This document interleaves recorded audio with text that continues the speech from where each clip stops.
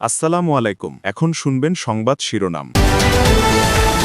হাদি হত্যার প্রতিবাদে দেশজুড়ে বিক্ষোভ অব্যাহত। মসজিদ মন্দির সহ ধর্মীয় প্রতিষ্ঠানে দোয়া প্রার্থনা।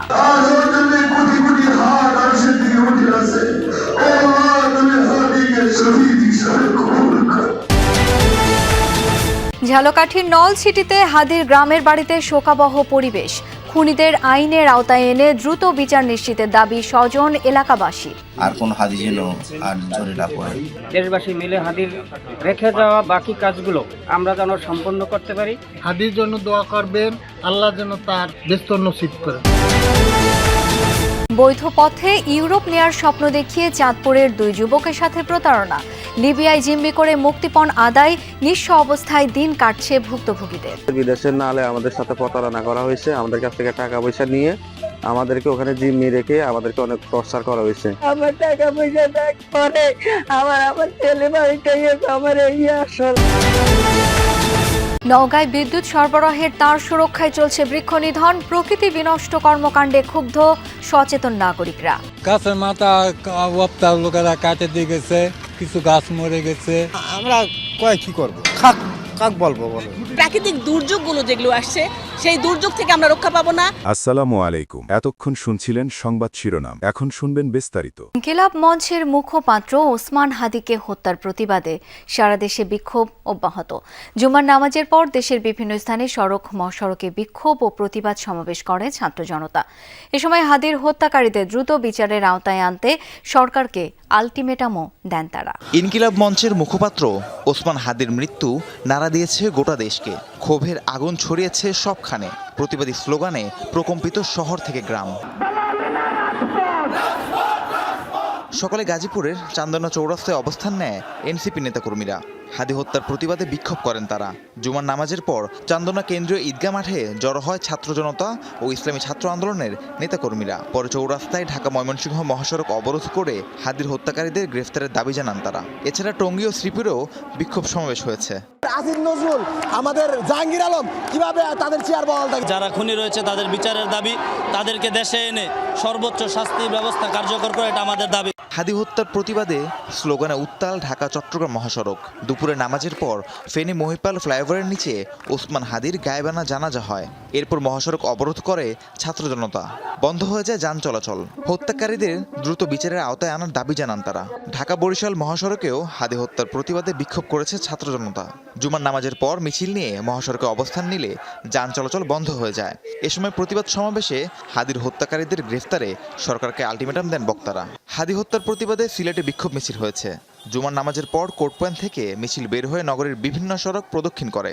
এরপর চৌহাট্টা পয়েন্টে অবস্থান নিয়ে হত্যাকারীদের অবিলম্বে গ্রেফতারের দাবি জানান বিক্ষুব্ধরা। হাদির হত্যাকারীদের দেশে ফিরিয়ে বিচারের আওতায় আনার দাবিতে রাজশাহীতে একাধিক বিক্ষোভ মিছিল হয়েছে। দুপুরে নগরের সাহেববাজার বড় মসজিদ ও রাজশাহী বিশ্ববিদ্যালয় কেন্দ্রীয় মসজিদ চত্বর থেকে দুটি মিছিল বের হয়। পরে 0 পয়েন্টে সমাবেশে অবিলম্বে হাদি হত্যার বিচার দাবি করেন বিক্ষোভকারীরা।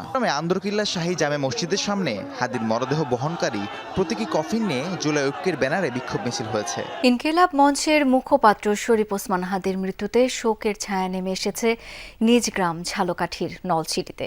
গত রাত থেকেই শহীদ ওসমান হাদির শোকাহত পরিবারকে সমবেদনা জানাতে ভিড় করছেন অসংখ্য মানুষ। সবার একটাই দাবি, দ্রুত সময়ের মধ্যে ওসমান হাদির হত্যাকারীদের বিচারের আওতায় আনতে হবে। একই সাথে হাদির মরদেহ শেষবারের জন্য নলছিটিতে দেওয়ার দাবি গ্রামবাসীর। যত গুল্লি খাইয়ে যত কষ্ট না পাইছি, আমার হাদি মরণে আমি এর চেয়ে বেশি কষ্ট পেয়েছি। 6 ভাই বোনের মধ্যে সবার ছোট শরীফ ওসমান হাদি। শিক্ষক বাবার সন্তান ওসমান হাদি ছোটবেলা থেকে ছিলেন প্রতিবাদী। জুলাই বিপ্লবের পর ইনকিলাব মঞ্চের মুখপাত্র ওসমান হাদি হয়ে ওঠেন প্রতিবাদের কণ্ঠস্বর, অনেক তরুণের রাজনীতির অনুপ্রেরণা। সবকিছু মিলিয়ে সবসময় মনে হয়েছে, সেটা জেলা পর্যায়ে কি ঢাকা, সব জায়গায় মনে হয়েছে ওর মধ্যে যে বক্তৃতা, তুমুল বিপ্লবী একটা মন আছে ওর মধ্যে। ও সবসময় একটা রেভলিউশন করতে চাই। ওর আব্বাও ভালো মানুষ ছিল, ওরা সবাই ভালো। ওর বড় ভাই প্রিন্সিপাল, ওর মেজো ভাই ওমর তো ওর সাথী ছিল। তার পরামর্শে তাকে আইডল মেনে রাজপথে আসা। গুলিবিদ্ধ হওয়ার পর দল, মত, ধর্ম, বর্ণ নির্বিশেষে সবার প্রার্থনা ছিল সবার মাঝে ফিরে আসুক হাদি। থেমে না যাক প্রতিবাদী এই কণ্ঠ, কিন্তু সবাইকে কাঁদিয়ে না ফেরার দেশে বিপ্লবী ওসমান হাদি। মৃত্যুর খবরের পরপরই শোকাহত মানুষের ঢল নামে তার গ্রামের বাড়িতে। শরীফ হাদি যে বক্তব্যগুলো দিয়ে গিয়েছে, এটা আমাদের দেশের বা ভবিষ্যৎ প্রজন্মের জন্য একটি মেসেজ। আমাদের কথা হচ্ছে জুলাই বিপ্লবে যারা স্টেক হোল্ডার আছে তাদেরকে যেন আর হামলা হত্যা না করতে পারে, সেজন্য সরকারের কাছে বিনীত অনুরোধ।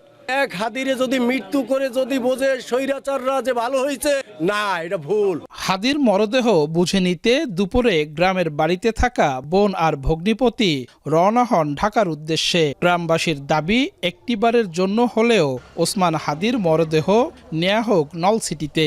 বৈধ পথে ইউরোপের দেশ গ্রিস যেতে বাড়ি ছেড়েছিলেন চাঁদপুরের দুই যুবক জাকির হোসেন ও নূর মোহাম্মদ সম্রাট। কিন্তু লিবিয়া পৌঁছানোর পর দালাল চক্রের টালবাহানায় তাদের সেই স্বপ্ন আর সত্য হয়নি। উল্টো ভয় ভীতি দেখিয়ে স্বজনদের কাছ থেকে অর্থ হাতিয়ে নেয় চক্রটি। এরপর আইএমওর সহায়তায় দেশে ফিরতে পারলেও ধারের টাকা পরিশোধ না করতে পারায় অনেকটা ঘরছাড়া ভুক্তভোগীরা। দুই সন্তান আর স্ত্রীকে নিয়ে জাকির হোসেনের সংসার। আবাস চাঁদপুর হাজীগঞ্জের কাজিরখিল গ্রামে। আশা ছিল ইউরোপের দেশ গ্রিসে গিয়ে নিজের পাশাপাশি স্বপ্ন পূরণ করবেন পরিবারের। ধার দেনা করে চলতি বছরের 11 জুলাই প্রতিবেশী দালাল শরীফ উদ্দিনের মাধ্যমে বৈধভাবে বাড়ি ছাড়েন জাকির। যাত্রায় তার সঙ্গী হয় একই উপজেলার সেন্দ্রা গ্রামের নূর মোহাম্মদ সম্রাট। গন্তব্যে পৌঁছে দেওয়ার শর্তে জনপ্রতি 22 লাখ ও 16 লাখ টাকা করে দেয়ার সমঝোতা হয় দালাল শরীফের সাথে। পরবর্তীতে তাদের নেওয়া হয় লিবিয়ায়। এরপর শুরু হয় দালাল চক্রের বিভিন্ন টালবাহানা। অনেক টাকা নিছে, আমাকে অনেক ইয়াতে রাখছে হেরা।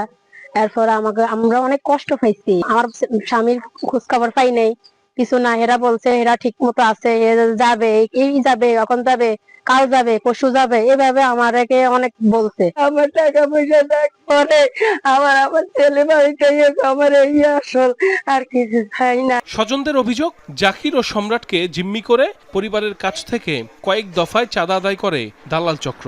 নওগাঁয় বিদ্যুৎ সরবরাহের তার সুরক্ষায় চলছে বৃক্ষনিধন।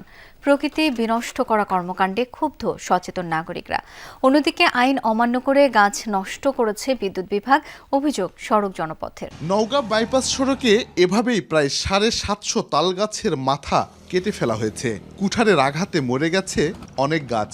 প্রকৃতির ভারসাম্য রক্ষায় প্রায় 3 কিলোমিটার জুড়ে সড়কের দুপাশে গাছগুলো রোপণ করা হয়েছিল 2 যুগ আগে। বৈদ্যুতিক তার রক্ষা করতে একপাশের গাছ উজাড় হয়ে যাচ্ছে।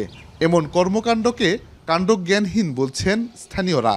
প্রতিটা থম্বার তাল গাছের উপর দেই, তাল গাছে একটু কেন ডাল ছাড়লেই কেটে দেওয়া হচ্ছে, ডাল ছাড়লেই কেটে দেওয়া হচ্ছে। এই কারণে তাল গাছগুলো ধ্বংস হয়ে গেল সবগুলা। গাছের মাথা ওয়াপ্তার লোকেরা কাটে দিয়ে গেছে, কিছু গাছ মরে গেছে, আবার কিছু গাছ নিয়ে আছে। মন্দ তো চাই আমরা কয় কি করব।